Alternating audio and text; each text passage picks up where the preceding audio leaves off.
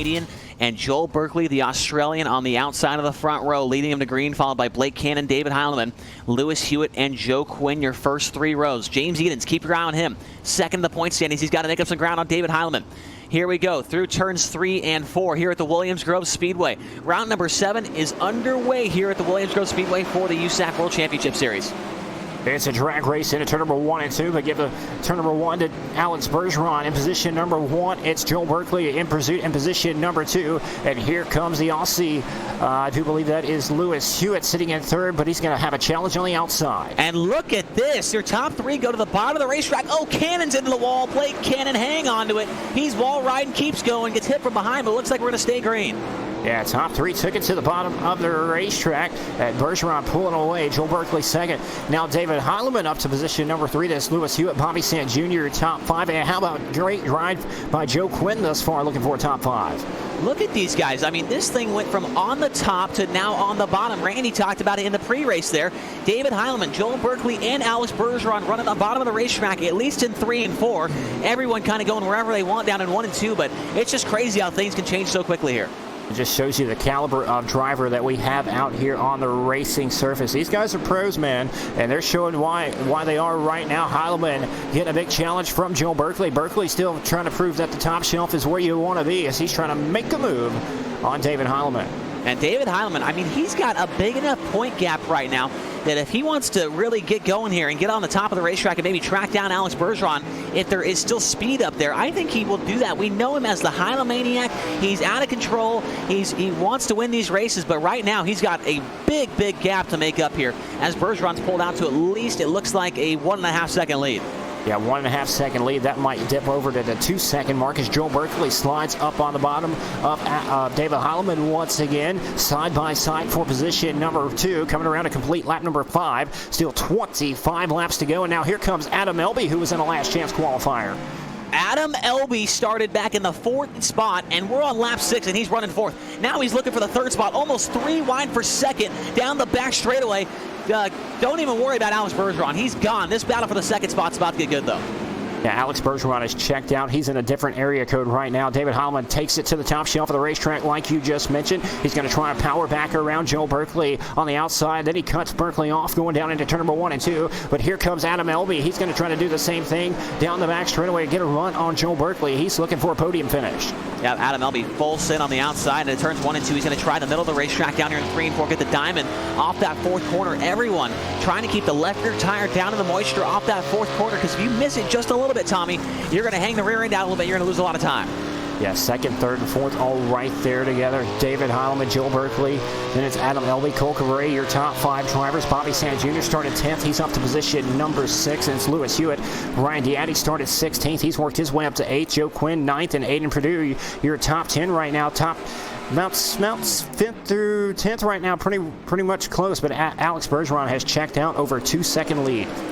Yeah, everybody really migrated to the bottom of the racetrack. Nobody really running up on the top anymore. A couple of guys at the back of the field running it in 1 and 2, but it seems like 3 and 4, as I kind of talked about there in the pre-race show, that it's just too scary up there to run, and it's just too risky as Adam Elby now takes over the 3rd spot. Berkeley tried the top in 3 and 4, but just got his doors blown off by the 74 of Elby. Elby looking really strong. He's already gained 11 positions, looking for more, but he's going to have to run down 2 very strong drivers in the 49 of David Heilemann and Alex Bergeron, as they've pretty much stretched themselves away from one another. Heilemann trying to run down Alex Bergeron, just can't quite do it. Bergeron up to 2.3 second gap, and it's 3.5 back to Adam Elby in position number 3. Yeah, Alex Bergeron turning laps sometimes that are 2/10 better than the guy in 2nd place, David Heilemann, and 3/10 better than Adam Elby. So Bergeron lights out. I don't know what he's got going on here at the Williams Grove Speedway. As we mentioned, one with the wing car, one with the late model, and he's trying to do the triple threat here tonight with the non-wing car with the USAC World Championship Series, as he's cruised out to at least almost a 3 second advantage now. Yeah, best battle on the racetrack right now is for position number 5. Cole Cabrera on the outside of the racetrack. Bobby Sant Jr., he'll slide up in front of Cabrera. And then they're about 3 wide right behind them. Lewis Hewitt, Joe Quinn, Ryan Diatti all right there together with Aiden Perdue as well. So good battles happening right here throughout the mid-pack. But your top 4 drivers have pretty much stretched themselves out from one another. Yeah, definitely going to watch this battle back here for about, like you mentioned, the 7th and 8th spot. Lewis Hewitt's got it.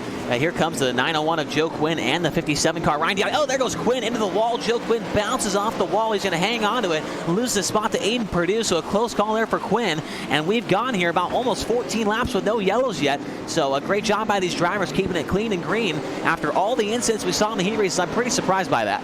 Yeah, very impressive as Ryan Dowdy, he'll try to slide up in front of Lewis Hewitt. That's for position number 7. Right in front of them, you got Cole Cabret, Bobby Sant Jr.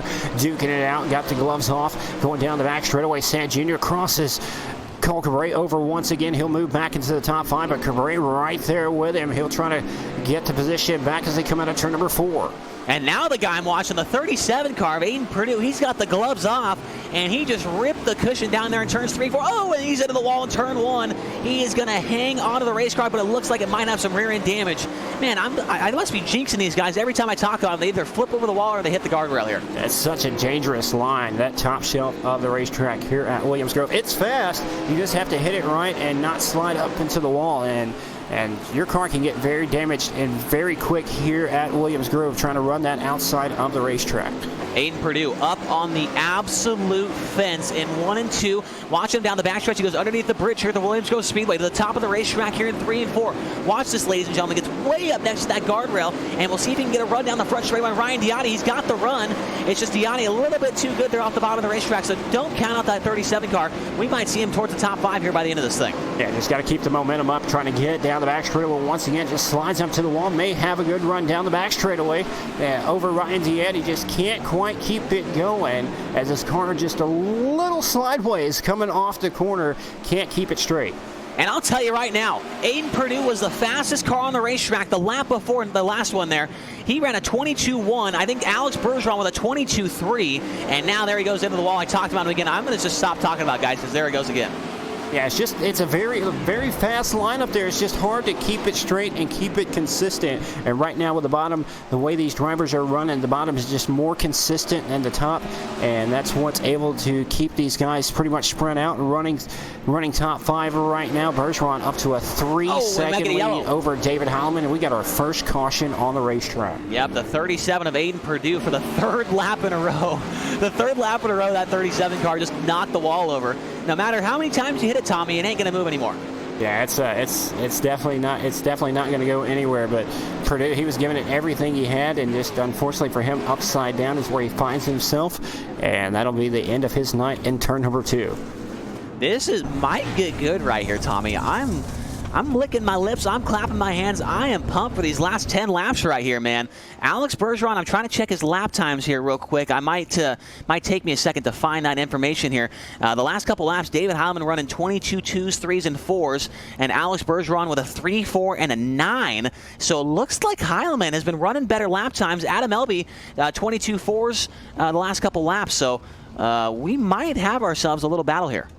Yeah, it should get interesting, especially on these restarts. If they can make a slider move in front of Bergeron and get him a little upset, and see if Bergeron can hang on to it. But Adam Elby, great drive, 14th to 3rd. So he's had to pass some cars along the way, but he's found himself up into 3rd. He's got a fast race car, and now he'll have his sights set on your race leader, Alex Bergeron. We get set to go back to green as they work lap number 21 right now. We're 10 laps to go. It'll be about 8 laps to go when we go back to green.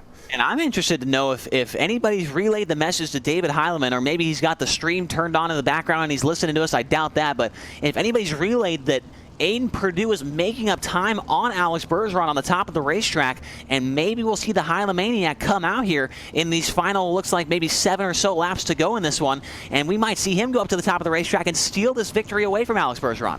You know David's not afraid to take it up there, even with how risky it could possibly be. David's known for taking the risk and making it pay off. We'll see if he can make it happen once again here at Williams Grove, or if he'll play it safe with the points lead and try to hang on to another podium finish. It'll be his 7th in a row.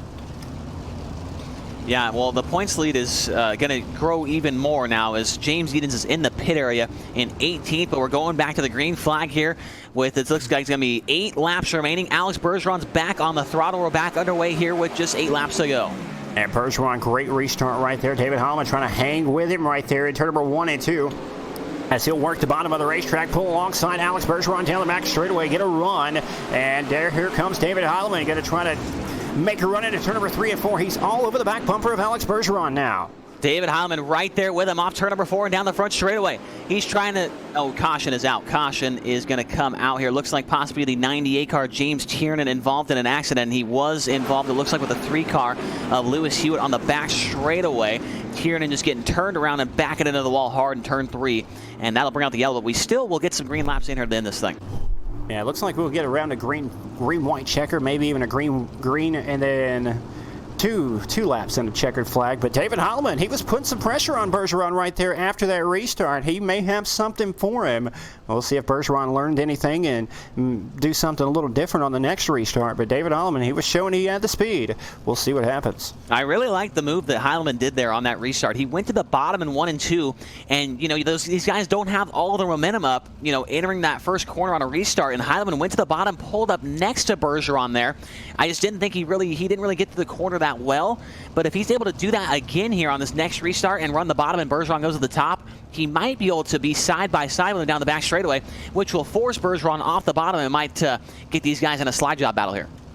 Yeah, it's business is picking up. You got Adam Elby sitting back there in position number 3, Joe Berkeley 4th, Cole Correa hanging on to the top 5, Ryan Diani, Bobby Sant Jr., Alex Smulders, Joe Quinn, Skyler Brown started dead last here in tonight's main event, up into a top 10 as well, as we're getting set to go, I do believe, next time out of turn number 4. We'll rack them and stack them and try it one more time. It'll be about 4 laps to go when we go back to green. Yeah, I think you mentioned there Ryan Diani from 16th up to the 6th spot. He was very good in that B main event earlier on, but Adam Elby, I think he's really the biggest mover here. 14th up to the 3rd spot in that number 74 car. Can he sneak away here with the victory with the USAC World Championship Series presented by FlowRacing.com? Next caution will end it, so we're hoping this thing will stay green. We're going to have, it looks like, I believe, 4 laps to go when the green flag flies here off turn number 4 as they're working down underneath the bridge on the back straightaway here. Pace truck will pull into the infield here in turn number 3, and the field will be in the hands of the 14 car of Alex Bergeron, looking for his first win of the year with the USAC World Championship Series. David Heilman looking for his 4th. Green flag's back out. Green flag is back out. Alex Bergeron on the gas down the front straightaway. David Heilman going to try to stay right there with him into turn number 1 once again. We'll see if he can get the great run. A little slip up right there. He'll take it down to the bottom of the racetrack, trying to pull alongside Alex Bergeron. We'll get a caution, and that will end it. And that definitely will end it, and that really hurts. That hurts right there. That hurts real bad. Bobby Sant Jr. getting upside down in turn number 1. I'm trying to watch the replay right now. Looks like he gets into turn 1 and runs into the back of Ryan Diani and then hits the wall and flips it right over. So that is an unfortunate, really unfortunate way to end that race. I really wish that that didn't happen right there. I think we were setting up for a good finish, but unfortunate circumstances there. But Alex Bergeron will get his first win, and he will sweep the Williams Grove Speedway for all the World Championships this year. Yeah, great drive by Bergeron, picking up his first win here with the USAC wingless sprint cars. But definitely a great place for him, as he's very, very, very fast here at the Williams Grove Speedway. Has something figured out here for sure. But David Heilman, he was giving it everything he had. If we could had some green flag laps right there, it would have been very, very interesting to see for sure. Yeah, I definitely agree with that. And Randy, if you're with us, man, what was your take on that race, man? It looked like it was pretty crazy out there for those guys. Yeah, that it definitely was. It was a very difficult race for these guys out there all night long. We saw easily the most difficult racetrack we've had all year, and just an unfortunate incident there at the end, kind of catching some people out is going to end it here. But Alex Bergeron, I think he's going to be happy to finally pick up a win in this championship chase. He left, I think, probably thinks he left a little bit on the table from what happened to him at the season opener at Fairbury. Was never really in a position to pick up a win after that, but finally comes out here and puts in a dominant performance here at Williams Grove. Yeah, definitely, and I believe that he's the only driver now that has won in all 3 World Championship Series. I know David Heineman's won with the wing on, and he's won without the wing, but he was not one of the pro drivers in the late model series. So Alex Bergeron proving that he is just one of the most versatile drivers on this sim. Yeah, he really is, and we've seen it for so long that he's as good as he is and can adapt to all these cars and all the racetracks. And I think what's really indicative of this 14 car here, Chase, is that he really seems like, I think he's the best when the track gets hard to run and gets slick and slippery. It seems like whenever we get a track like that, no one has anything for the 14. Remember when we were out at Kokomo, him slipping and sliding down along the bottom with a couple of guys running through the field. But off of turn 3 and 4 here for the last time, he'll be picking up his first win in the USAC World Championship presented by Flow Racing.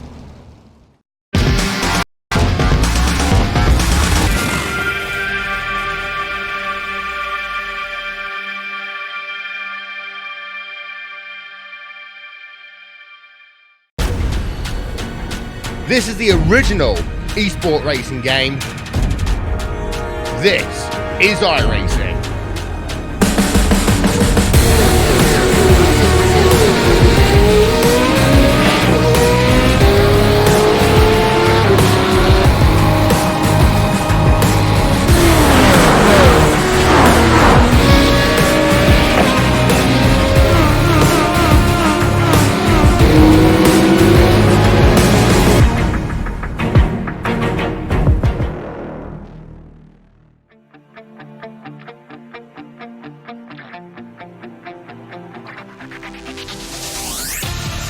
Good evening and welcome to the 8th round of the USAC Racing World Championship presented by Flow Racing here on the iRacing eSports Network. Randy Chinnett, Chase Rodman, and Hugo Louis here to take you through all the action of the second to final round of this championship. And Chase, we come back to the track that we went for the second race of the championship back here at Limaland, back on the bull rings, and this place is going to be a lot of fun. These quarter-milers have been nothing but excitement all year long.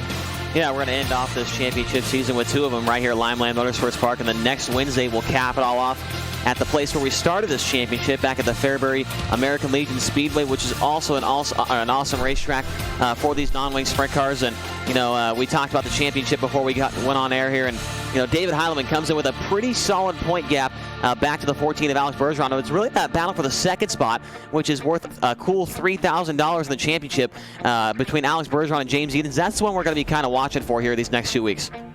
Yeah, 28 points right now is the gap between Alex Bergeron and James Edens, second and third in the points. Cole Cabre, not that far back either, only 18 points off of James Edens for that third spot. And remember, it's only your top three in the championship who get a payout in terms of money. Everyone else gets iRacing credits as the track will open up for qualifying. 5 minutes goes on the clock for these guys to get their 2 laps in, done and dusted, and in the books. But I mean, right now, you mentioned it with David Heilemann. Look at that points differential, David. 128 points right now, the gap between David Heilemann and Alex Bergeron, and the maximum points haul you can potentially get on a night is 84. So let's say Alex were to completely take the cycle here. I think all David has to do is potentially finish second. He'll pretty much maintain that dispersion, and he's got the championship wrapped up. We haven't come up with an exact situation for Heilemann to win the championship, but it's very, very likely here tonight with the way he's been performing. Yeah, and the last time we were here at the Limaland Motorsports Park, David was actually the winner, and Alex Bergeron didn't even make the feature. So odds are really looking in the favor of that 49 car, David Heilemann, here tonight, as if we just look back in history. And right now we're in the middle of qualifying. Bobby Sant Jr., car number 131, is fastest overall with 11.897, followed by that 52 car, James Edens, then Vinny Sansone, Joe Quinn, and James Tiernan, the top 5 so far, about halfway through qualifying right now. One of your championship contenders, we mentioned it, Cole Cabre was out on the racetrack. He goes to a 12.032. That's nearly 2.5 tenths off that qualifying pole sitter right now of Bobby Sant Jr. See him make a couple mistakes, and he'll get ready to cycle back out around on the racetrack. Waiting for a couple of the heavy hitters to get out there and put down some laps. There's a number of them that we're still waiting on doing so, notably the 49 of David Heilemann, who sat down in the infield. Joe Berkeley has been an exciting driver to watch all year, and the 14 of Alex Bergeron. But everyone kind of biding their time for the most part. About half the grid right now biding their time for the most part, trying to go out there and qualifying. Eden's really the only one that's competing that we've seen out there is Austin Simmelman currently on the racetrack. Also another guy that is just taking the green flag right now, one of the exciting drivers in this field, the 37 car, Aiden Perdue, who had a couple of podium runs in a row there throughout the mid part of the season, and last week kind of made some headlines on Facebook and on Twitter, doing some highline hustling back there last week at the Williams Grove Speedway. Ended up on the lid there, Randy, but was definitely putting on a show for the virtual fans in the grandstands there that night. Yeah, it definitely would have been, and it's not uncommon to, of course, put one of these things out there on their lid. As Joel Berkeley's out there on the racetrack, he goes to an 11.972. What is his opening lap number 2? Let's see if he can potentially improve on that. Slick Sim Sport driver from Australia. Joel will cycle through, and he will improve. He'll go second quickest at an 11.919, but no one has been able to break that 11.9 bracket outside of Bobby Sant Jr. David Heilemann qualified, by the way. We missed it. His best lap of 12.095. So David Heilemann going to be starting well down the order in his heats, as Cole Newhoffen currently out there on the racetrack right now as well in the 11. Yeah, Joel Berkeley, a great lap for that number 9 car, actually ties the lap of James Edens. It's just the way that works is Joel's second lap was actually faster than James's, so Joel's credited with that second spot for now. Another guy I mentioned, Aiden Purdue. How about Alex Smolders now up to the 11.892 second bracket there. He goes quick time, Randy, late in this session. Wow, what a lap for that 211 car. 5 1/1000ths of a second separate your top two as we now wait. Alex Smolders has the pole, and it's another Alex who we have to wait see in qualifying, and it's the 14 of Bergeron. He's out there on the racetrack, rips the top in 3 and 4, and he'll come across the time he needs to start his opening lap. He rides the cushion in 1 and 2 as well. Seems like the top side is where drivers want to be. 3 and 4, he liked it on the out lap. He likes it on this one. Let's see what the mark is going to be for his first time lap. The 14 of Alex Bergeron going to be an 11.851. He takes pole away on lap number 1. Lap number 2 doesn't matter. The 14 will be starting at the head of the field. Wow, what a lap there for that 14 car. Last car to take a time here tonight. And he goes a pretty good lap on that second time by. That would put him in the top 10 as well. So Alex Bergeron, the last car on the racetrack, goes quick time. And David Heilemann, Randy, 20, if my math is correct here, it looks like 25th or 26th on the speed charts. Yeah, and that's not a good sign for that number 49 Slick SimSport driver. Remember, we talked about the fact that there is a potential situation for David to put the championship away here. Matter of fact, it's very likely. But looking at David Heilemann, you know, a bad qualifying effort here, Chase, and we've seen it affect all these championships. And, you know, you just miss one feature, and it's a huge setback if your rivals are able to potentially put in a good effort. I mean, Bergeron's a great example of that. He missed the feature here at Limaland the first time out. Last time we came to this racetrack, he now finds himself 128 points down in the second spot off that points leader. You know, what a talking point it'd be if Heilemann, instead of putting this championship away tonight, ends up potentially missing the feature, and Alex makes it a 30 or 40 point gap going into the final round at Fairbury. Yeah, I definitely wouldn't be surprised to see that happen. I mean, I think it was at Kokomo Speedway a couple weeks ago where David did not have a good qualifying run and ended up getting in a crash in the heat race, and somehow, I don't know how he did it, but he was able to come back through after doing a 360 and come back through and get the transfer. So, but that just shows you right there that David is not Iron Man. He's not some guy that can't make any mistakes. He does make mistakes. They're very, minimal when they happen, but and he's able to capitalize on those mistakes, to make it not as big of a hit that he's taken. But he's starting 7th here out of 7 cars in this first heat race with Bergeron and Edens. All top 3 in the points starting up here in this one. Yeah, all your top 3 in the points are here. Alex Bergeron, actually top 4 in the points, because Cabré, he's going to be rolling off 5th as well, but it's going to be Alex Bergeron and James Edens off the front row with Austin Selman and Lewis Hewitt on row 2. Cole Cabré and Bob King on that 3rd row, and David Heilemann will be the sole car making up the back of the grid. As you take a look, you see the graphic on the left-hand side of your screen for the event format. 4 heat races, 8 laps a pop. Top 4 will advance to the feature. We have less than 30 cars here, so I think we may only get a single last chance qualifier. I don't think we'll get the duel that we get when we have the bigger field and the bigger turnout. Some drivers may be having penalties, and I know some drivers as well potentially having issues with situations happening in Northern California. But this is really, I mean, this has all the players in it. This heat race here, Chase, it's not often you get this, even in real USAC races. Typically you might have 1 or 2 championship contenders in a heat, but it's weird to have all of your top 4 running up in a 7-car heat race to start the night. Yeah, and the most interesting part about that is David Heilemann. That's going to make it even harder for him to get one of those coveted top 4 transfer spots here. I mean, Bergeron and Edens, you can kind of write those guys off as definitely going to be putting themselves into a transfer spot here. Cole Cabré is very good, obviously 4th in the point standings. He's a guy that you can throw in there for one of those top 4 spots. And then Austin Selman and Lewis Hewitt, those 2 guys have had some good runs throughout the season. So I don't think, I don't know, I'm no expert here, but I think that 49 car is going to struggle with getting one of these transfer spots here. Let's see what happens. If he can take one, it becomes very, very likely that he can wrap the championship up tonight. Second observation lap coming to an end. 14 of Bergeron going to be in command of the field, and he picks it up. Green flag out in heat race number 1. Crossover move from the 52 of Edens. Already through 1 and 2. He slides the 14, but the 14 of Bergeron cuts it right back down to the bottom. They're nearly side by side again, and the 52 goes to the low line. Bergeron up top. James Edens going to throw him a slide job down in turns 1 and 2. Edens has got the race lead. Bergeron turns it back to the inside. Edens tries to block the crossover move. Now Bergeron drives it in deep in turn number 3. Slides up to the middle of the racetrack. He's got the race lead. Now Edens back down to the inside. Great battle for the race lead up front here in heat race number 1.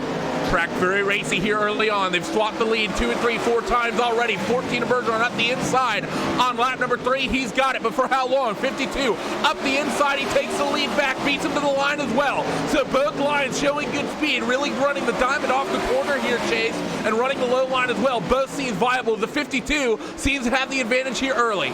Yep, now I'm keeping an eye on the 49 car. David Heilemann right now currently runs in the 5th spot behind the 12 car of Cole Cabret and the 3 of Lewis Hewitt. They're battling for the 3rd spot. That might open the door for that 49 car to slip in there and get into one of the transfer spots. They almost make contact off turn 4. And now Heilemann with a run on the 12 car of Cabret. Heilemann might attack the wall in the front straightaway right there. And he's got Austin Selman hot on his heels as well.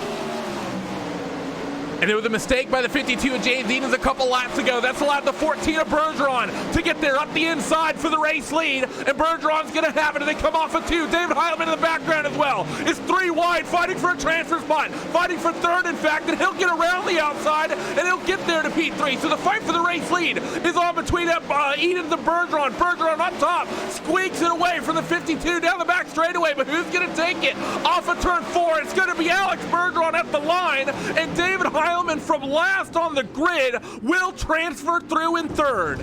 If you don't like that, I don't know what your problem is. That is what it's all about here at the Limaland Motorsports Park. We've seen it in every World Championship Series on dirt, whether it's the late models, the wing sprint cars, and now the non-wing sprint cars. Those guys, James Edens and Alex Bergeron, battling for that 2nd spot in the championship standings and battling for the lead and the win in that heat race. That was some fantastic racing action right there, Randy. Yeah, that was amazing.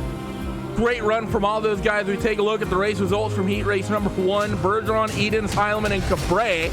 Your top 4 in the championship, all transferring out of that heat race. Selman, Hewitt, and Bob King. They'll be having to do it through the LCQ. Looking at heat race number 2, Alex Smolders on pole position for this one, along with the 80 of Vinny Sansone. Joe Quinn and Ryan Diotti make up row 2. Chase Cabret and Rusty Kruger on row 3, with Matt Howard running in that 4th row. It's good to see Chase Cabret making a return here, Chase Rodman, because we've not seen him every single week. He's, I think, run about half the races thus far. Of course, doing a real racing schedule as well. So Chase Cabret, very busy man, but it's always good to see when he can turn up and tends to put on a show. That said, I think last time that I remember seeing Chase, him and his little brother had a bit of a run-in at Eldora. So hopefully the two of them play nice to each other. His little brother's already in the main event, though.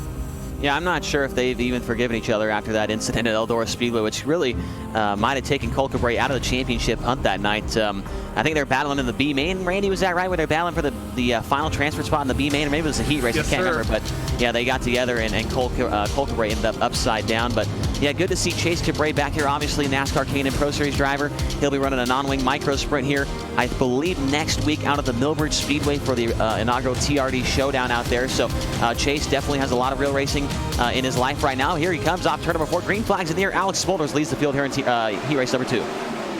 Todd Smolders in towards turn 1, trying to fight up there on the top side. Vinny Sansone nearly getting forced 3 wide. He won't be able to make that happen, but 3 wide in the back of the field as well. Fight is on for 3rd, 4th, 5th, 6th, 7th. They're trying to fan out and find every little bit of real estate they can. They saw in the opening heat race, you can run anywhere, and they're trying to make it work here as cars are fanning out all over the place. Contact for the 2nd spot between the 57 of Diotti and the 80 car Sansone. They hang on to it. 3 wide. Oh, Cabret gets into the side of Joe Quinn, I believe, collects Rusty Kruger, and just like that, there's 5 cars left running here.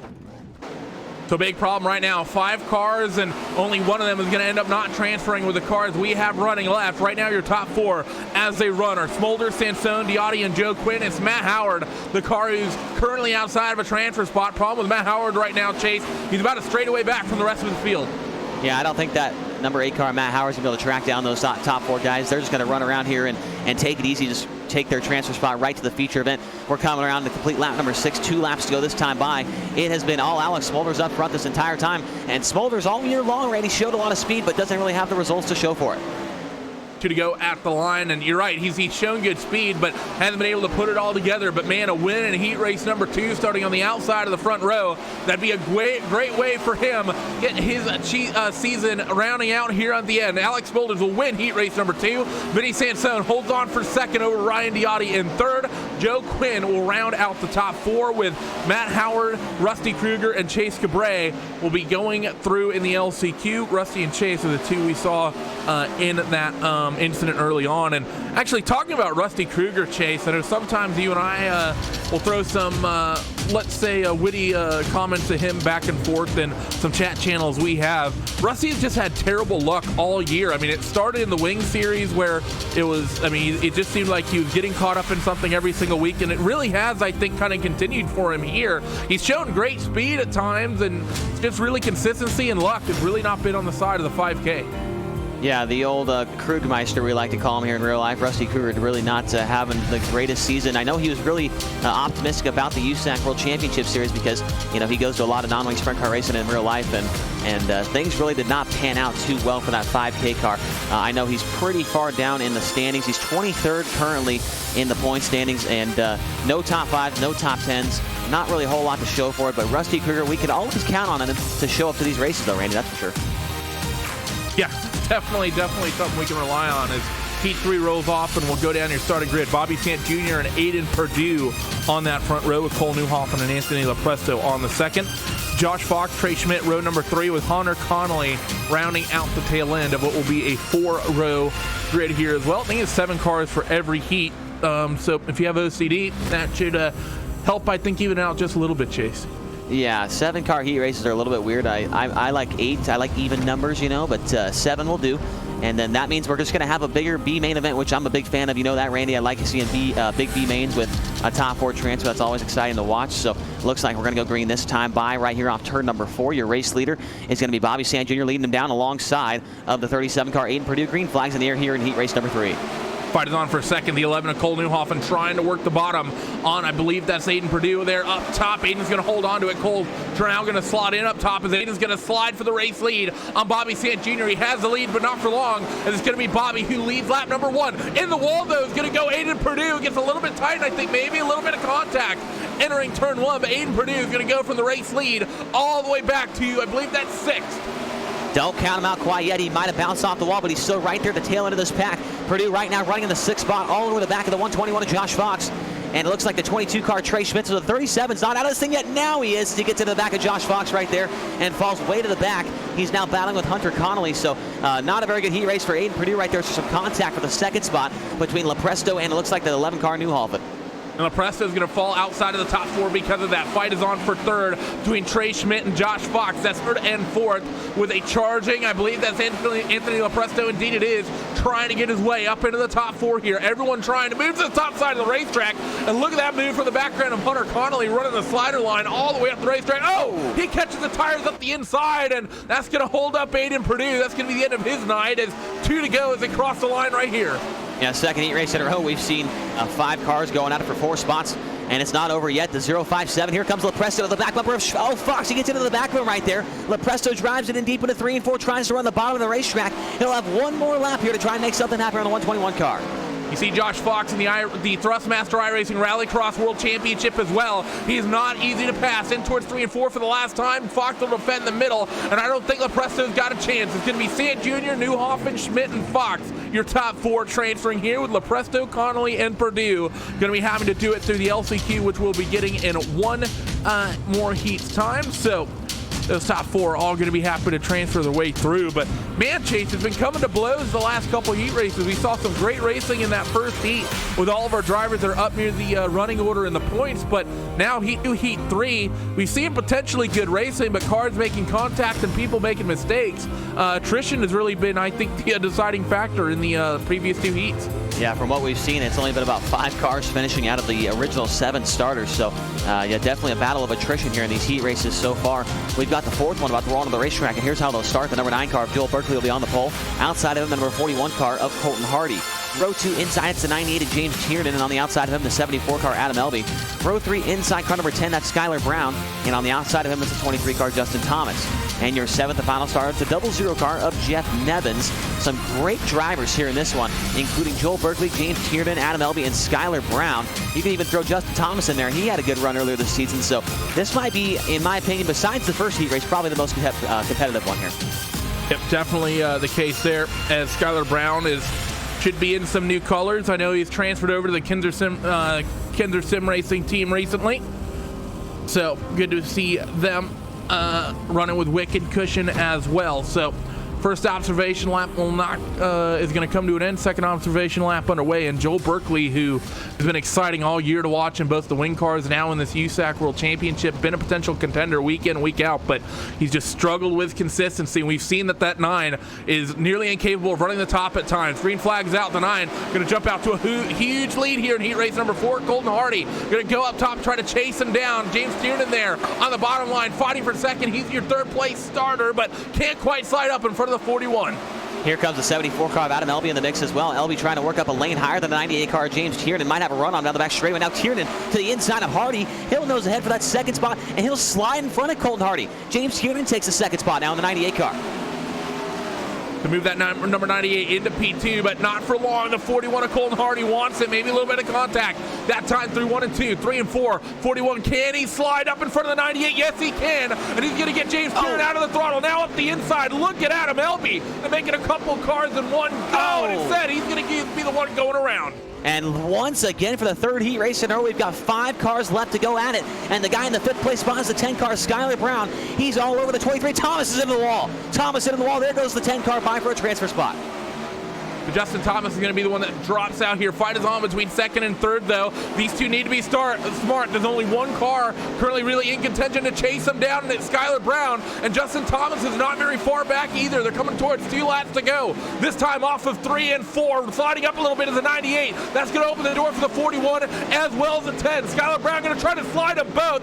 Does it, but at what cost? They're 3 wide off the corner down the back straightaway in towards 3 and 4. White flag this time, and Joel Berkeley seemingly has the win. But who's going to end up second?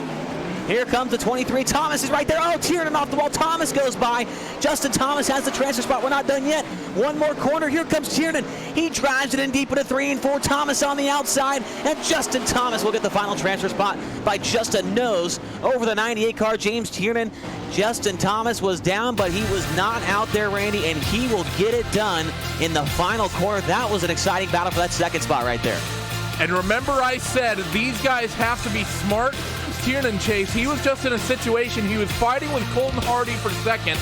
Those two got to the point where neither of them wanted to give an inch. All you have to do is lift there, and then chances are Justin Thomas doesn't chase you down. How frustrated do you think James Tiernan is right now, as going from potentially running and finishing second or third to now having to run through the LCQ?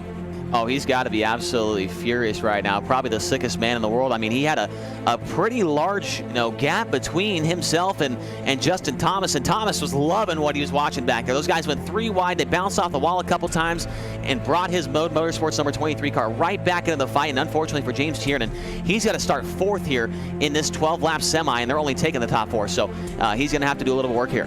You have 8 cars going home as we'll go down your starting grid. It'll be the 18 of Austin Selman on the inside of that front row with Matt Howard on the outside. Anthony Lepresto, the man we just talked about, James Tiernan, starting on row number 2. Lewis Hewitt and Rusty Kruger on row 3. Hunter Connolly and Jeff Nevins on row 4. Bob King, Chase Cabrera, row number 5, with Aiden Perdue and the 74 of Adam Elby. Man looked pretty quick in his heat race. He has to start tail end of the field as the caboose, but I don't think he's going to be there for long. That 74 had speed. This is going to be really interesting to watch him and the 37 of Purdue coming from the back of the field here. I mean, there's already a lot of tough competition right in front of him that, you can point out and say that guy should probably transfer. Oh, this guy should probably transfer. But the 74 of Elby and the 37 of Purdue are definitely going to be the guys I'm watching for here, as the pace truck, I believe, is going to pull off this time by, if I'm not mistaken. And I am mistaken, so it looks like we're going to go green next time by. So it seems like someone may have not taken the starting grid, trying to establish who that is. Looks like we might have everyone out there. But it looks like Elby moved up 1 row, in my opinion. Yeah, you're right. That's what it's looking like. But Austin Selman, regardless, he's going to be getting the green flag here, so he'll have the lead. But look at the fight for second. Already, they're fanning out nearly 3 wide as they work through corners number 1 and 2. And down the back straightaway, it's going to be Austin Selman going to the point.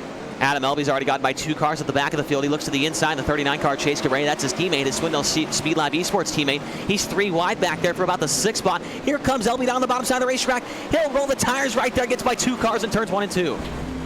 So Adam Elby going to work, trying to work his way through this field. He's got a couple more spots and needs to pick up the P4 is where he need to be. He currently runs in the 5th spot as it currently looks off of turn number 2. And I can't quite get the job done. And on the outside, I believe that's Anthony Lepresto trying to hold strong onto that final transfer spot. Yep, Adam Elby slow roll on the bottom side of the racetrack here. Limaland Motorsports Park. He might have the 4th spot off turn, or he might have 3rd off at turn number 2.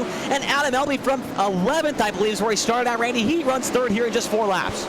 12th is where he technically lined up, so up 8 spots already as he gets to make that 9, as he gets 3rd officially. Still fighting with the 8 car though now. Matt Howard, the 74 of Elby, he could make it, getting all the way up to 2nd just in the first half of this last chance qualifier. Oh, we got a car stopped in the middle of the racetrack. They'll clear the way as they work their way now off of turn 2 and down the back straightaway. But Adam Elby now comfortably in a transfer spot. Adam Elby doing a fantastic job right now in that number 74 car. Now Matt Howard tries to run the middle of the racetrack, almost 3 wide for the lead right there in the center of turns 1 and 2.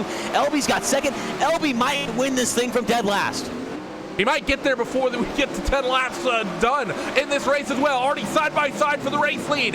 In towards 1 and 2. Still just slow roll on the bottom side of the racetrack. No one else able to make it work. And Austin Selman, I don't think he can contend with this bottom line right now. The 74 just drives around him on the inside. Adam Elby up to the race lead. And we still have 4 laps to go.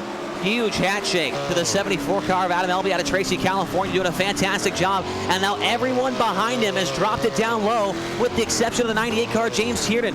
Matt Howard now trying to look back to the inside of Tiernan for that 3rd spot. Back behind them for 5th, it looks like Andy Lopresto's got it, and he's trying to track down these guys up in front of him. This battle's not over yet. Still got 2 laps to go off turn number 4. Popsicle sticks this time as they work through corners number 1 and 2. The 74 of Adam Elby has lost a little bit of ground down there, running the bottom side of the racetrack. Austin Semlin finally deciding to try it, and he's got a little bit of speed. The 98, oh, we get a car upside down in 3 and 4. That, I think, is going to affect who transfers and who doesn't. Here comes the Chase Cabray as well on this white flag lap, trying to make the bottom work in the 39 car as well. And James Tiernan, oh no, it's going to be Elby at the line. Wow, what a finish to that one. I did not see what happened back behind, but that finish, Tiernan took the lead on lap 11, and then Elby got back by him on the bottom on lap number 12. What a race. This track is absolutely perfect here come feature time. Those guys just put on a heck of a show, especially Adam Elby there in that number 74 car. And 2 cars actually moved up heavily through the field there, Chase. Adam Elby started dead last, won that LCQ. Chase Cabray rolled off 10th, and he wound up a 4th place finish to transfer his way into this main event. He'll be starting caboose on the field, but I think Chase Cabray is going to be more than pleased, moving up 6 spots through all that pandemonium and all that carnage just to be in this feature race for the 8th round of your USAC World Championship Series presented by Flow Racing. But we got a couple minutes here to sort of breathe here, Chase, before we get into the main event. Track hasn't opened up for hot laps just yet, but man, oh man, this seems like a racy racetrack. I was initially thinking it was very top dominant, similar to what we were seeing at Williams Grove last week. But of course, Williams Grove, we kind of just jumped over to the feature race and everyone went to the bottom side of the racetrack. And I think the 74 of Elby just proved to all these guys in the feature that you can roll the bottom with a track like this. Yeah, that's what I was going to say. I mean, this is somewhat similar to what we saw last week at the Williams Grove Speedway. I mean, everybody in the B mains, the heat races, everyone was up on the top side of the racetrack. Come feature time, though, as you mentioned, Alex Bergeron and everybody inside the top 5, with the exception of maybe one guy, was down on the bottom. I mean, things changed. If I could snap my fingers, which I can't, then you would have heard me do that just now. I mean, it just snapped so quick with how the track changed, and I think we might see that same thing here in this 30-lap feature event here at Limaland. Of course, the big talking point, I mean, it's Alex Bergeron has looked so strong through the middle half of this season, and you have to be thinking of what Alex Bergeron likely has going through his head here, Chase. You talk about the fact he missed out on the feature the 2nd round of the season at Limaland, how that's really impacted his championship, and as well, I think we've not talked about this. Remember that opening round of the championship at Fairbury? That was a track that ended up rolling bottom, and he made a mistake while leading the race, clipping one of the tires. He went to the back of the field. You take those 2 mistakes of the first 2 races of the season out of the equation, and we might not be talking about 128 point differential between these 2 drivers. So you have to think with the 14 car what this season could have been without really just those 2 major mistakes. Yeah, Alex Bergeron definitely could have been a guy that was up there in the championship standings, as well as James Edens. I mean, James has made every feature, but he's gotten caught up in other people's messes. He's had a couple of finishes outside the top 15, so we could have potentially definitely had 3 guys, up there fighting for this championship. I think you can throw Adam Elby in there as well. He's had some bad luck. He's had a couple of races where things didn't pan out his way. I mean, I think next season, once these guys get this thing figured out, there's going to be a great championship battle by the end of this thing. Yeah, I think you're right. I think that's the big thing. I mean, this is the inaugural year of this championship, first season of it. The other two dirt oval championships we've had, late models and wing sprint cars, both were in their second year. And for both of those series, Chase, I mean, both of them had good opening seasons, but the second year for both of those championships was a lot more competitive, which I think we all expected coming in. So you got to think about already. I mean, it's fall, nearly winter time. In some ways, we're getting ready for the Oval Nationals that'll be happening up at Paris here just about a week or so. The end of the racing season is pretty much here upon us already. Yeah, it definitely is. I mean, I know, I'll be heading out to the Oval Nationals next week. I know you'll be there for at least one night, and then they'll cap off the USAC National Sprint Car season the week after that at the Western World Championships at Arizona Speedway. So definitely the racing season's coming to an end. The World of Outlaws are ending their season, I believe, next week, or maybe it's this weekend at the World Finals. So racing is coming down to the end here. It's about to be indoor season, as they call it, Chili Bowl and Gateway Dirt Nationals and all those other races. So indoor season's upon us, and it looks like this feature's just about upon us as well. So let's take to the starting grid for the second to final time in your 2019 USAC World Championship Series presented by Flow Racing, and go down all the 20 cars that'll be taking the green here at Limaland. It's going to be row Alex on the front row here at Limaland. Alex Bergeron on the inside, Alex Smolders on the outside. Inside of row number 2, it's going to be Bobby Sant Jr. representing Jim Beaver Esports, with Joel Berkeley on the outside in the 9 for Slick Sim Sport. James Edens and Vinny Sansone will make up row number 3, with Cole Newhoffen and Colton Hardy on row number 4. Row 5 is going to be made up of David Heileman and Ryan Diotti. Watch that 49 car to roll to the field. He's not been great in qualifying and in the heats the last handful of races, but he's made a habit of running his way through the running order, and he's looking to end the championship here tonight. Trey Schmidt and Skylar Brown on road number 6. Cole Cabre and Joe Quinn on road number 7. Josh Fox and Justin Thomas on row 8. Adam Elby and James Tiernan on row 9. Watch these two. I think where they'll end up is not going to be where they started here, with Austin Semmelman and Chase Cabre rounding out the last 2 starting positions on this grid. So coming off of turn 2 now, the iRacing safety truck will be getting sent to the safety of the infield, and the 14 of Alex Bergeron will be in command of the field. We wait. He gets on it. We are green for 30 at Limaland. Alex Bergeron slides himself down in turns 1 and 2, hits the cushion off turn number 2 down the back straightaway. Bobby Sant Jr. goes by the 211 of Alex Smolders, almost 3 wide for that second spot. Here comes the 52 car, James Edens. He takes over 3rd from Smolders, and the 9 car, Joel Berkeley's throwing his hat in the ring, 3 wide for the 3rd spot in the turns 1 and 2. A car up in the wall. I believe the 211 of Alex Smolders is able to bounce off it and keep rolling as the 14 of Bergeron starts opening up a gap. Fight is still on, though, for second between Bobby Sant Jr. and James Edens. Right now, Bobby looking a little bit more comfortable there up there on the top side, but James running the inside line. We just watched his teammate of Adam Elby run, and we're starting to see this chase. 2 different lines of racing forming up, about half the field up top, half the field on the bottom. As I see the 49 of Heileman, he's working the middle, and now he's actually got himself up top, trying to chase down his teammate, but he found the wall. Yeah, Heileman was up to the 5th spot, just tagged the wall right there in turns 1 and 2, loses 2 spots to the 80 of Vinny Sansone and the 11 of Cole Newhoffen. How about Newhoffen right now, Randy, running in the top 5? That's easily the best run that driver's seen all season long. And now Heileman gets a shot from behind for the 41 of Colton Hardy. So David Heileman, he needs to play it easy right here. He might find himself in trouble early in this one. We know that Heileman's mantra is he is the Heilemaniac, and he drives like when he's in the inside wall, outside wall again on turns number 1 and 2. Up the inside now, he's going to lose at least 1 spot, and now they're 4 wide through 3 and 4. I don't think there's that many lanes, and the 49 car of Heileman, he gets shoved to about the back end of the field, running toward the tail end of the mid-pack right now. There's another car in the outside of 1 and 2. That was the 12 of Cole Cabre. Cars are really struggling to run the top right now. David Heileman is an absolute animal right now. I cannot believe he's driving this hard in the mid-pack right now. He could easily lock away this championship here tonight if he runs inside the top 10. He's running over infield tires. He's running over wheels. He's hitting the wall. The Heilemaniac is in full force here tonight as they get into each other right in front of him, and he's running right now in about the 10th spot. That 49 now he gets into Justin Thomas. My goodness. Big damage here, and they're still running 3 wide here in the mid-pack as towards the head of your field. Things are relatively single filing out. I see Colton Hardy. He was fighting with Cole Newhoffen, but it's really this tail end of the running order where all the action is. Alex Smolders fighting with that 49 car, David Heileman, and the 12 of Cole Cabre, as this track is really slickening up. And just look how dry it is, Chase. So much dust getting kicked up right here on this racetrack.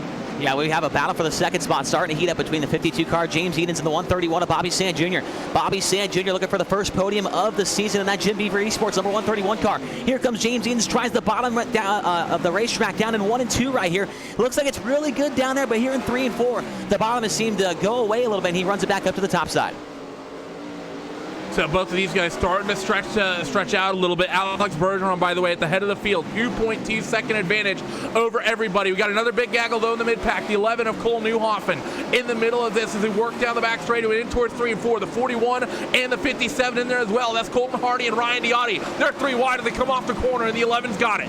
Big time slide jobs going in for that position right there. The 41 of Hardy up across the racetrack, gets in front of Cole Newhoffen. Newhoffen turns it right back down the inside. Hardy's going to try and return the favor down in 3 and 4. This time he actually rolls the middle of the racetrack, and it's going to cost him as Newhoffen drives away down the front straightaway. Drivers making everything they can, nearly 3 wide in the back. I believe that's Justin Thomas from Mode Motorsports trying to work the middle. He's going to be able to do it. Now he sets his sights. The 41, that's going to be Colton Hardy. Nearly 2 by 2 again. The 11 of Cole Newhoffen, a little bit of a mistake off the corner, nearly making it 3 wides. We're halfway to go in the feature event.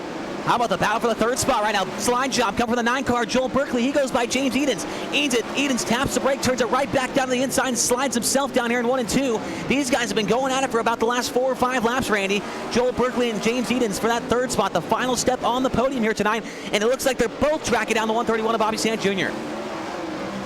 They definitely do. That 131, I think, making a little bit of mistakes, but the question has to be, do they have the time? I think the raciness of this racetrack chase is starting to go away. I think that top side, just too strong. Slider line, though, from the 9. He slides across the 52. What do I know? But at 52, immediately takes that spot back. But seems like right now, Chase, like you can make passes and get by people, but it seems really difficult to hold on to the spot as we approach 10 to go. Definitely hard to hang on to that spot. Once you throw that big slide job, you got a lot of momentum that you lose off the corner, and the guy that you slid is going to have a ton of momentum heading down the hill right there, and that's what we've been seeing between the 52 car and the 9. James Edens last time, caution coming out. Caution's out. Looks like possibly the 22 car Trey Schmidt involved there, Randy, I think. Looking like that might actually be the case, and I see actually Joe Quinn, I think, involved in this as well, and I see the nose missing off that race car. We'll see what happened to the 901. See just the big gaggle of cars in front of him. I don't think this may have started with Joe Quinn, and indeed it didn't. See the 2 cars in front of it make contact, and another driver comes through and sort of nowhere to go. Slaps the right rear off the front of Joe's car, but that is the incident that brought out the caution. But man, oh man, Chase, if you're the 14 of Alex Bergeron, this is a disaster scenario right now because you just had a huge lead. That said, Alex was in the process of getting into lap traffic, but now that lead is erased. And you have Bobby Sant Jr. and then a duo that we know is charging of James Edens and Joel Berkeley, just a couple car lengths off you. So this is going to be hectic right now for the 14 of Bergeron as lights go out on the safety truck. We're green off 4. Yeah, this is definitely going to be interesting. I know how bad Bobby Sant Jr. wants to win one of these races. He's been in several World Championship Series and has never gotten a win, at least in the sprint car stuff. So Bobby Sant's not going to be messing around here. Green flag right here off turn number 4. The final 7 laps here from Limaland Motorsports Park about to go green, and we're back underway, and a great restart for Bobby Sant Jr. Oh, they're fading out 3, 4 wide. Bobby Sant Jr., a little bit of contact at 52 and James Edens. He's going to try to steal second away, and he gets there now to the inside of Alex Bergeron. Fight's going to be on for the race lead, and it's top versus middle. Who's going to reign supreme? Right now, the top looks like where you want to be, but the speed in the middle, Chase. Yeah, the 52 car James Edens rolls the middle of the racetrack right there. I wish he would have slid him down there that last time by in 3 and 4, but James Edens knows what he's doing. He's a very experienced driver in these race cars, trying to track down Alex Bergeron right through the middle. Now Bergeron slides himself down in 1 and 2, trying to protect that line from James Edens, and now he's starting to pull away, so the 14 car just looks to reign supreme here tonight at Limaland. He's very, very good up top. They're 3 wide as well, fighting for third. The 9 of Joel Berkeley on the outside. Justin Thomas from 16th. He's up inside the top 5. Bobby Sant Jr. involved in this fight. David Heilman as well. You saw him early on getting rustled around. He's not scared, and he's going to get up here early to try and steal a top 5 away. Oh, man, David Heilman trying to keep his streak of podium finishes alive. He's been on the podium every single week with this series. He needs to go by at least 2 more cars here to make that happen once again, but he's only got 2 laps left, and it looks like James Edens is really staying with Bergeron, but he's only got a couple laps to make something happen here. Can he reel him in? Only half mile of racing left to go for your race leaders. I think the fight is going to be here between Thomas, Sansone, Heilman, and Berkeley as they work in towards 3 and 4. White flag for turn 4 this time, and Alex Bergeron has himself nearly a 1 second lead. 3 wide though as they fight for 3rd and 4th. Here comes Heilman sliding up the racetrack. Can't clear his teammate. Won't even try to and feed him a right rear, but the 14 of Bergeron will come off of turn 4 and win the 8th round here at Limaland. James Edens will hold on to 2nd, and Joel Berkeley will scratch into 3rd, and Heilman will work a 4th place finish, and that should wrap up the championship for him. That definitely should, and that is the first time all year long that David Heilman has not landed on the podium, and he ends up 4th. So that's the worst finish all year. You wonder why this guy is the champion of this series. He wraps it up here tonight with another fantastic run. He ran into just about every car on the racetrack or the wall, and he's doing some victory donuts because he knows that he's got nothing to lose next week at Fairbury.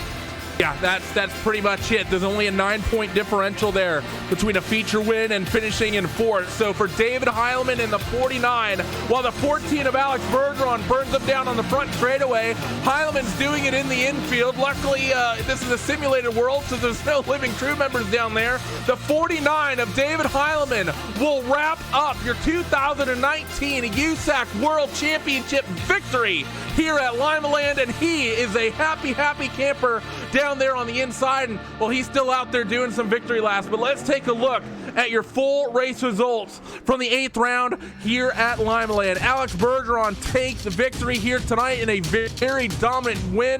Led pretty much every single lap, I believe. James Edens looked good all night as well. He comes home 2nd. Joel Berkeley in 3rd, and David Heilman will round out your top 4. Justin Thomas, what a night from him. We expected some drivers to go from the back and work their way forward. Justin Thomas ended up being that driver. He goes from 16th to 5th. Vinny Sansone in 6th, Bobby Sant Jr. in 7th, Josh Fox in 8th, Colton Hardy 9th, and Cole Cabre will round out your top 10. Ryan Diotti, Austin Selman, Adam Elby, Cole Newhoffen, Chase Cabre, Joe Quinn, James Tiernan, Trey Schmidt, Alex Smolders, and Skylar Brown will round out the 20-car field. But man, oh man, Chase, what a run we just had here tonight at Limaland. This place was nuts.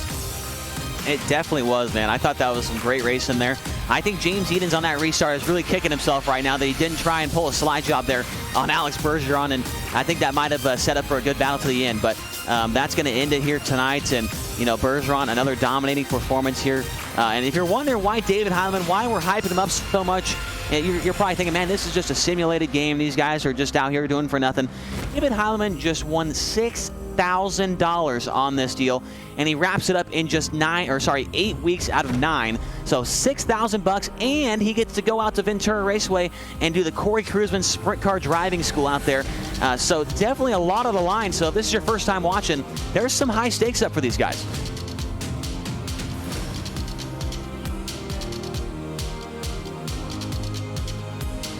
Absolutely right, Chase. The stakes are super, super high on this championship, which has been the situation all year. And well, let's talk to the man who just won this race here tonight at Limaland.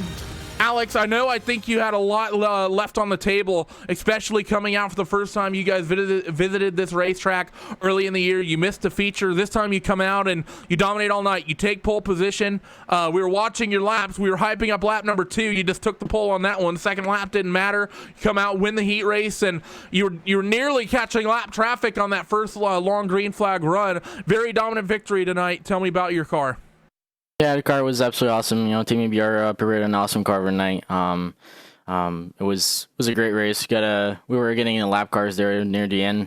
We had a yellow, so kind of reset everything up. Got scared there. I thought somebody was going to drive off the bottom and be quicker than me. So I think we had like a 3-second lead at one point or so. So car was great. It felt awesome to be in the lead again tonight. We missed that last time we were here. We had bad lucks and we didn't make the show, so I can't lie, that put us behind the 8 ball during the season. Congrats Salmon for the championship. He done an amazing job for every race he's done. So just like I did in the sprint car championship, he had a perfect season, and we had bad looks, and especially that first race that put us behind too. But it was just driver mistake. But after that, it was just out of our control. But the rest of the season was absolutely awesome.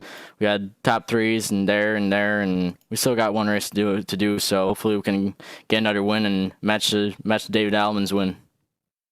And I want to ask a little bit about the racetrack tonight, because we saw at Williams Grove last week that, through the heats and into the LCQs, everyone was up along the top side of the racetrack. Everyone was really expecting, I think, to be a top side heavy racetrack. But then the feature time comes and everyone finds the bottom. We saw something similar here tonight. Seemed like the track was transitioning up top pretty late on in the heats, but then you have LB in the LCQ who runs the bottom. I was expecting a lot more people to go to the bottom early, but it seemed like it was about a 60% of the guys running up top, the rest working the bottom, maybe a little bit more to 70-30 split. Why do you guys stay up top so much when the 74 had so much success down low in the LCQ? Well, the track changes so much, especially during these non-wing races. I don't know why, but I guess they get the dirt out of the track more. But I tried the top and the bottom to warm up, and the top felt more comfortable for me, and I just decided to stick with it and do a slider line in 1-2. Just get ahead of the field in the first lap, so I don't get slid or something like that. So I just decided to do that line and stick to it. And if I would see somebody, beyond me, and just would just trying to change my line, but the car was awesome for that line, and track was great too. Like we've seen all season long, these tracks get so slick, and you gotta pick a line, and it works. If it doesn't, it doesn't. So it's just about where you want to go on the racetrack, and if you really want to win. Fairbury next week. That's a racetrack we've only seen once before in iRacing World Championship competition, and in that race you were leading at one point, found an inside tire, and went all the way down the running order. That was the opening race of this championship. Is that unfinished business as you head to Fairbury to cap off the season?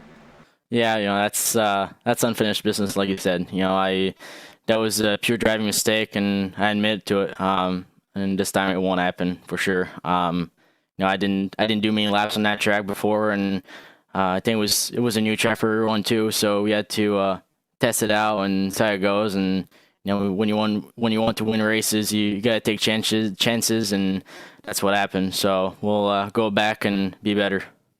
Well, congratulations to you, Alex, on a big win here tonight at Limaland, and run down the stickers you got on the side of that Team ABR sprint car. Well, I gotta thank Team ABR, Jason Nygaard, who helps me a lot and a lot of work in this team. I thank my girlfriend as well. All the partners of Team ABR and myself, CSI Chalks and Pit Logic, newbie.com, BK Designs for all the iRacing paints, and Bub King. He didn't make the show tonight, but he's doing an awesome job on the paints, and he had bad luck tonight again. So everybody else who supports this team. All the fans out there for watching tonight, my dad as well, iRacing.com for putting this series up, and USAC Racing. You guys for broadcasting, as always, doing an absolutely awesome job, and we'll see you guys next week. There was Alex Bergeron takes the big victory here tonight in that number 14 Team ABR car. Finishing second, the 52 Swindell Speed Labs Esports machine is James Edens, and Chase Rodman, you stood by with him. Yeah, James, you were very good all night long. We saw in the heat race you and Alex put on a heck of a show there, and then at the end, you guys got that late race caution, and I think it was on the opening lap of that restart there. You went down in the 3 and 4, you had a good run on him, and I thought we were going to see a slide job there, but you didn't pull the trigger. Are you kind of kicking yourself after that and wishing you would have done that? A little bit, yeah. Just, kind of kicking myself all night, losing that heat race there at the line, and then, I thought the bottom was going to be good there because I restarted third, and we got by Bobby and pulled up alongside Alex. So I was just hoping it was going to be there. But once he got momentum back, he just drove around us. So definitely was my opportunity to throw the slider, but just didn't take it. Probably just missed on the gear a little bit. Could have been even maybe even better on the bottom. So it's just one of those nights, just a few little mistakes, and you getting one spot down on the podium. You spoke of momentum there, and I feel like you've had a lot of that here these last couple weeks. The 2 wins the last 2 weeks, or besides, so you won 3 races ago, you won 2 in a row, and then last week at Williams Grove, and then here tonight running second. You've had a lot of momentum on your side. Unfortunately, the beginning part of the season got into a lot of accidents and some finishes outside the top 15. It seems like once the 52 car gets rolling and stays out of trouble, he looks like he could be a championship contender here maybe next year. Yeah, for sure. You know, I think the first 4 races we were, you know, backwards at some point or wrecked out, and then, you know, again last week at Williams Grove we didn't even make it to turn 1 before we got wrecked. So, you know, it's just, you know, it's with David's year, it's hard to contend if you got, you know, five DNFs and he's got, you know, no finishes outside of the top 5. So, you know, it's been a yearbook. Been a record year for him for sure. You know, congrats to him, and I don't think we'll be able to get Alex for second, unfortunately, unless, you know, something major happens next week. Well, you're heading back to Fairbury American Legion Speedway for the second time we've ever seen it in any of these Dirt World Championships, and it seemed like the first time we went there, man, it got real slick. It was slick and slow on the bottom side of the racetrack, or you had to get up there and absolutely pound it.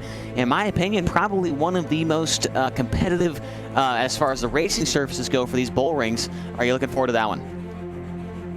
Yeah, you know, I thought we were good going into that week, and then just, like I said, ended up turned around there, I think lap 2, and we came back to the field for a decent finish. You know, hopefully they give us a little more moisture this time. You know, it was very slick last time.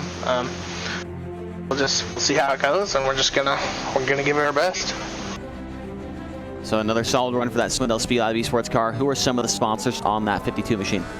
You know, I just gotta thank, you know, the Speed Lab, and then Bell Helmets, Wise Organics, South Bay Partners, everyone that contributes over there, and then, you know, iRacing and USAC and, you know, RaceSpot for everything they do for us as well. Well, there he is, James Eden's second place here tonight at the Limaland Motorsports Park, and now standing by with our third place finisher. That'll be Randy. It's actually his second third place finish in a row, Joel Berkeley.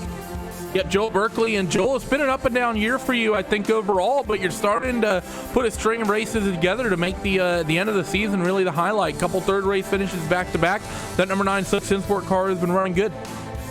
Yeah, I think I've ran good all season. I just had a couple bad weeks, and well, yeah, when you have a couple bad weeks, that throws you a bit out of the where you want to be, and well, yeah, we had it turned it around a little bit.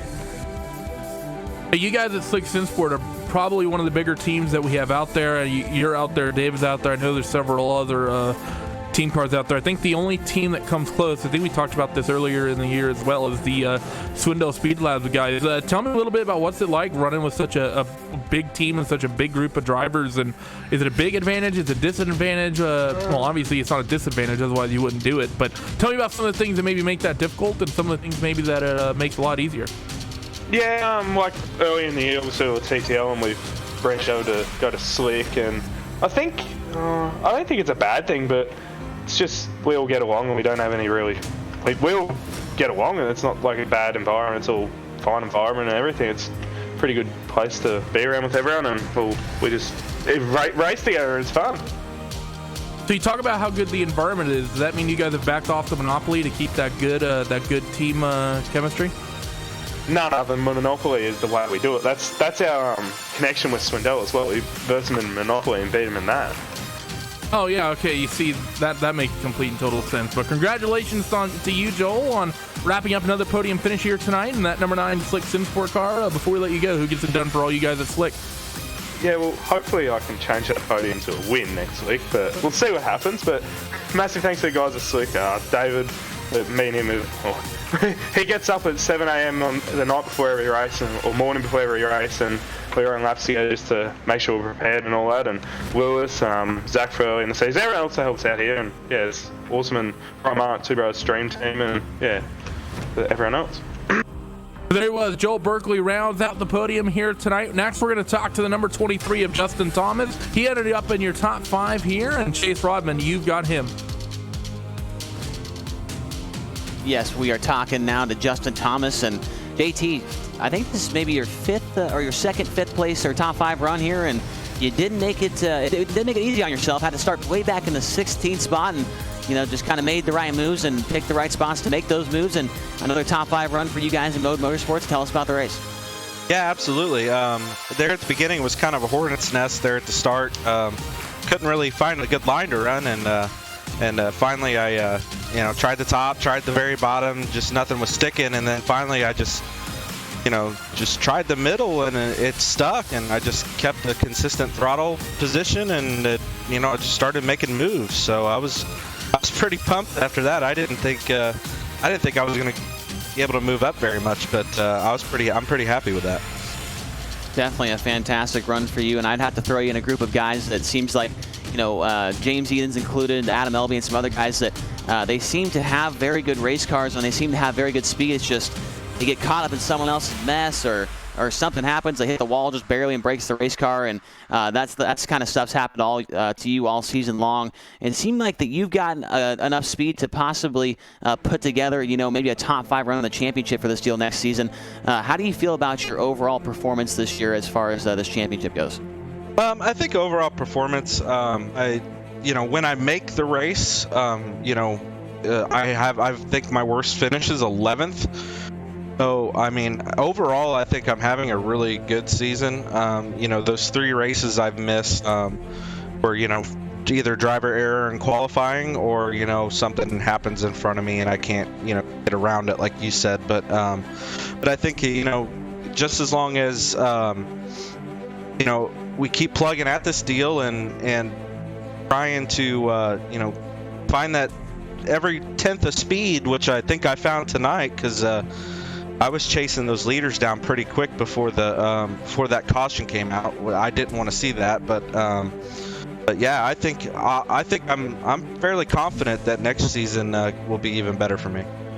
Absolutely, man, and I'm sure the team owners got to be pretty happy about it. Tell us about the sponsors on the 23 car. Yeah, man, I just want to thank everybody over at Mode Media House for sponsoring me, all of my boys over at Mode Motorsports, especially JR. He's been working his butt off here lately, working with these guys on their streams and stuff. And then special shout out to my girlfriend Amber, who's watching at home, and also my dad. He's had some medical issues here in the last couple of weeks, so he's starting to get better. So thanks for watching, Dad. I love you, and thank you guys for broadcasting the deals. Well, that's Justin Thomas, 5th place finisher here tonight, and now standing by with our 2019 USAC World Championship presented by Flow Racing champion, David Heileman. It's Randy. Randy, take it away.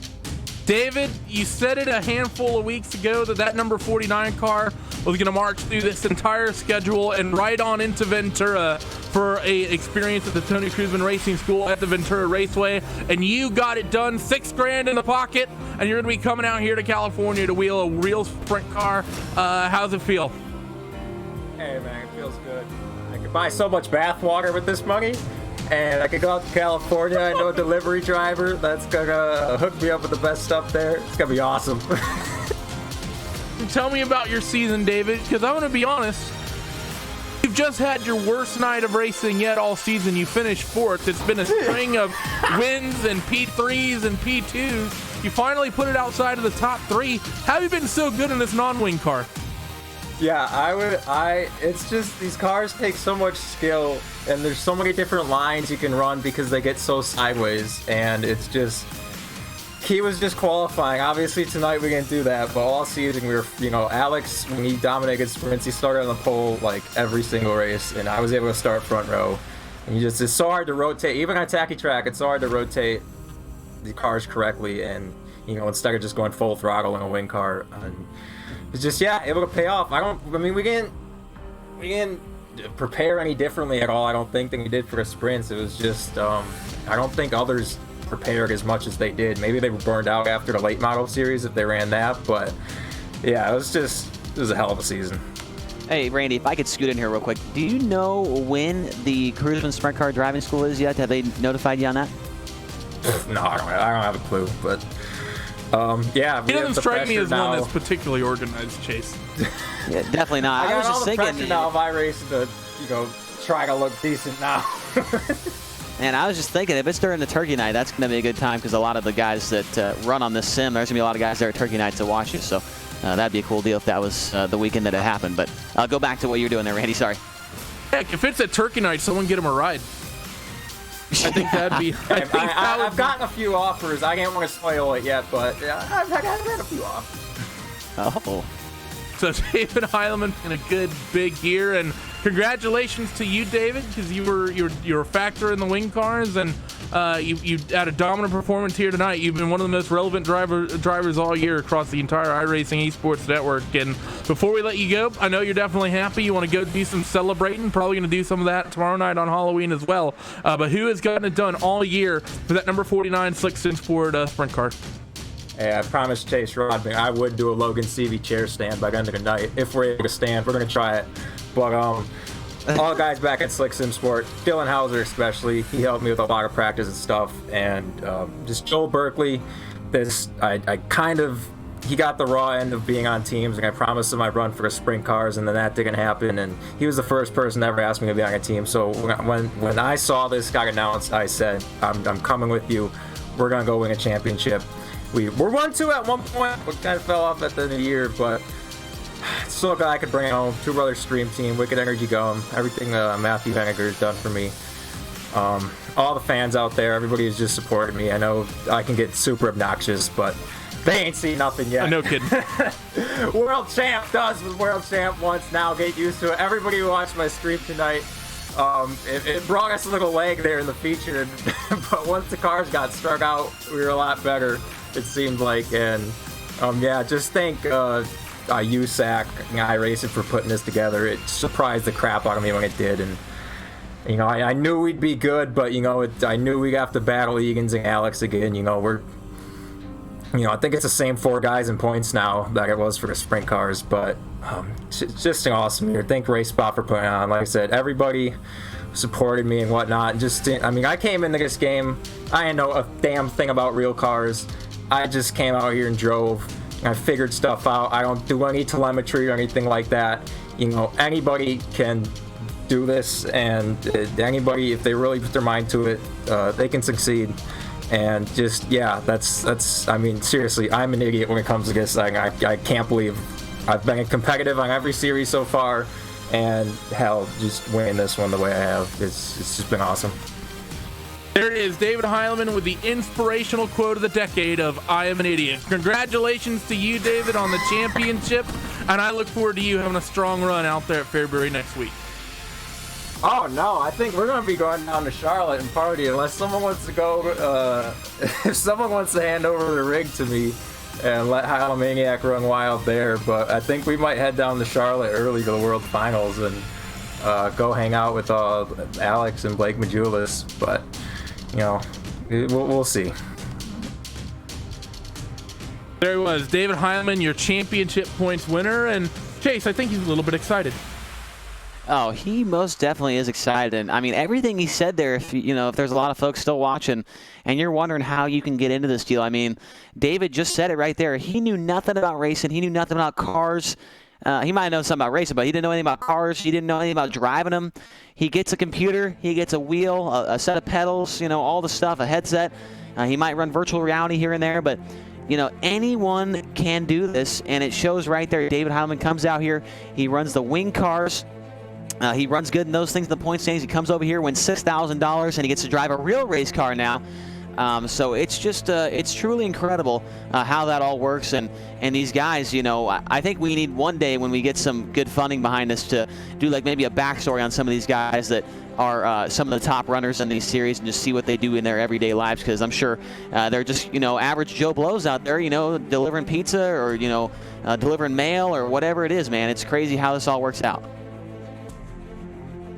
So as we take a look now, and we know this championship fight has gotten capped off, and David Heileman is your winner. The official points gap at the moment is 111 points between David Heileman and Alex Bergeron. So David making a hugely aggressive 84 points being the max means that David doesn't even have to turn up, and he might go down and party down there for the World Finals in Charlotte. That's kicking off next week. But fight still close here for these guys running P2, P3, P4 here in the championship chase. Bergeron, Edens, Berkeley, all relevant. And I think that's actually a cool fact David just pretty much said there.